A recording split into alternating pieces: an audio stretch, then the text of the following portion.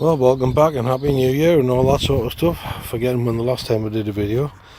We're now back to Dave's project corner, which is very much a corner, and it's just another corner of the garden. Bike's been undercover for the last few weeks because weather's been rubbish, and as you can see today, it's not much better. But I decided time to get on and do something. So since we got some more shiny bits in the post, we're going to get them fitted. We've got little brackets there for the indicators, which are going to sit down here. The headlight's going to move higher up, so the indicators will sit lower down here. It'll just separate the lights. One of the biggest problems with indicators close to headlights is people don't see them because the headlight's glaring. So giving it some separation and distance means that they'll actually be a bit more visible, and they'll stand out. It'll look nice as well.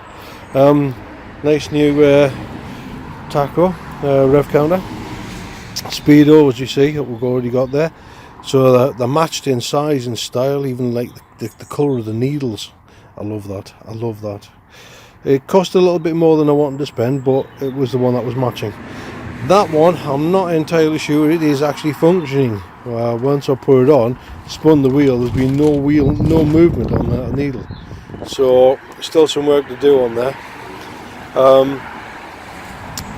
Exhausts, look at them, aren't they beautiful? Pair of them, they actually sit right onto the downpipe. Bit tight maybe. I've got to create some sort of bracketry for the back there to support the back end, and get a clamp to fit around the front because the clamps I've got are too big. So yeah, a lot of the essential bits are coming together. I've got a new starter motor sitting down there. It's not fastened in yet. I've got to find the bolts for it. They're in a box somewhere indoors. And the battery box, as I mentioned before, that I've taken out so that I can do some modification. I'll have to find a couple of bolts to fasten the chain guard on. I really could do with a replacement chain guard, but for now it's going to have to do the job. The tank, beaten and scarred as it is, holds fuel, so that'll have to do for now.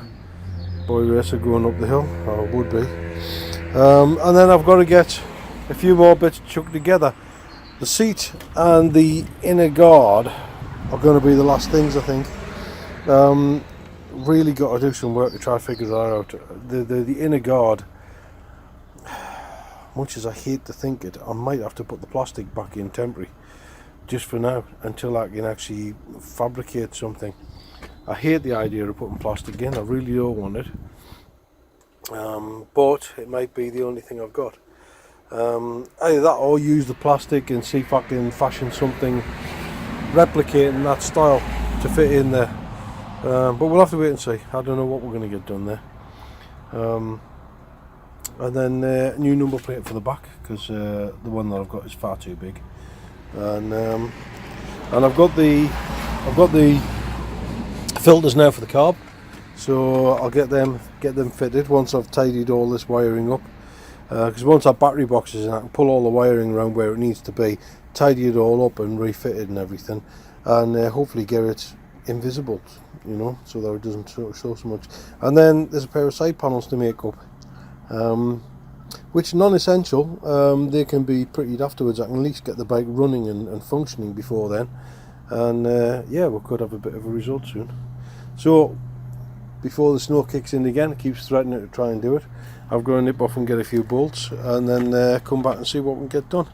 So keep watching the space, guys. See you soon.